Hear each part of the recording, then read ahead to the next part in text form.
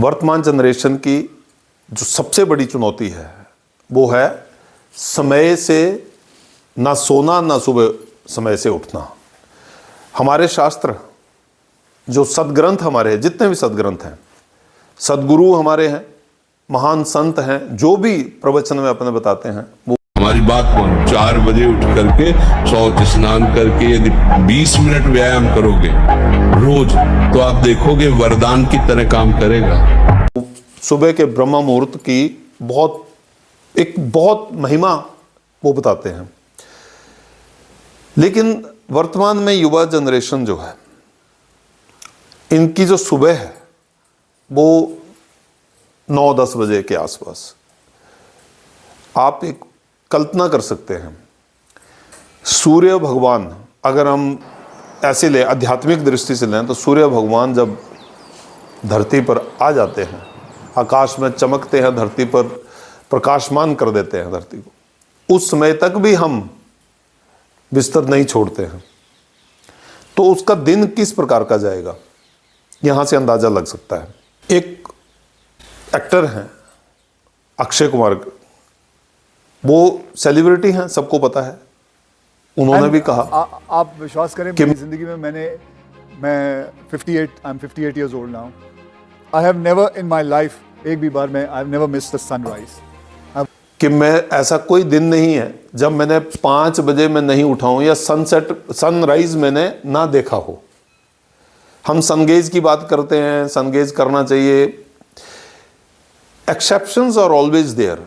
Exception किस चीज़ की? किसी की अगर मान लीजिए कोई जॉब करता है या मेडिकोज हैं, उनमें एक एक्सेप्शन ये है कि उनकी नाइट की ड्यूटी रहती है, पेशेंट को उनको ट्रीट करना होता है, तो कई बारी वहाँ पे एक्सेप्शंस हैं। बट या नाइट शिफ्ट में कोई काम करते हैं उनके लिए एक्सेप्शंस है।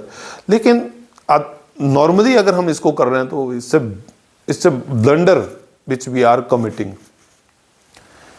इस वीडियो के माध्यम से मैं केवल इतना ही आपसे कहना चाहूँगा कि आप अपने जनरेशन को एक अच्छी आदत, जिससे बाकी सारी आदतें इमर्ज होंगी, निकलेंगी, उसको आप लगा दें।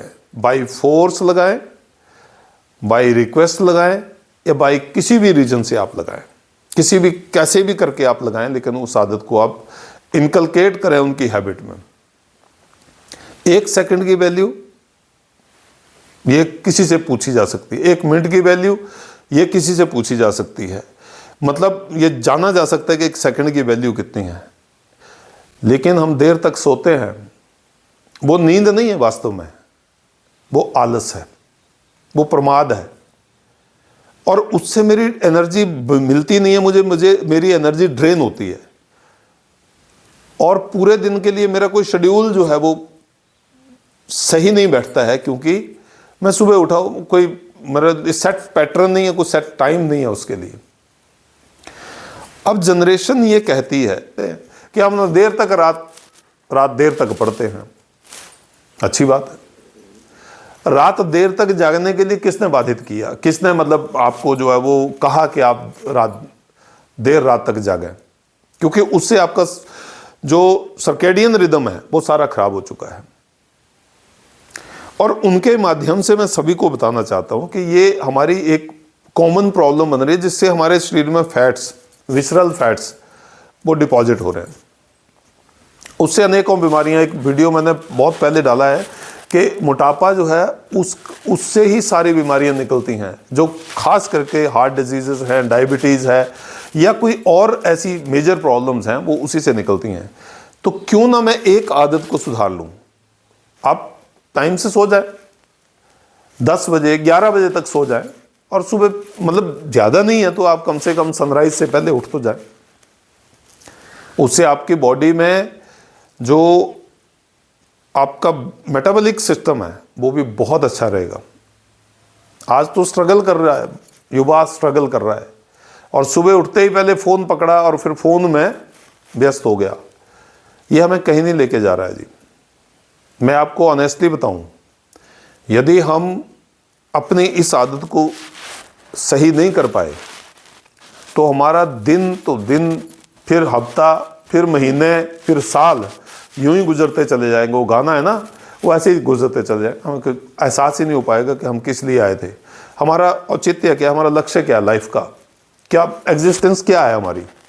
क्या हम इसी तरीके से रात को देर तक जागें, सुबह देर से उठें, दिन भर हमें पता ना लगे करना क्या है और किस दिशा में जाना है, और जॉब की आड़ में या पढ़ाई की आड़ में हम एक अपने बॉडी का जो सर्केडियन रिदम है उसको डिस्टर्ब कर रहे हैं।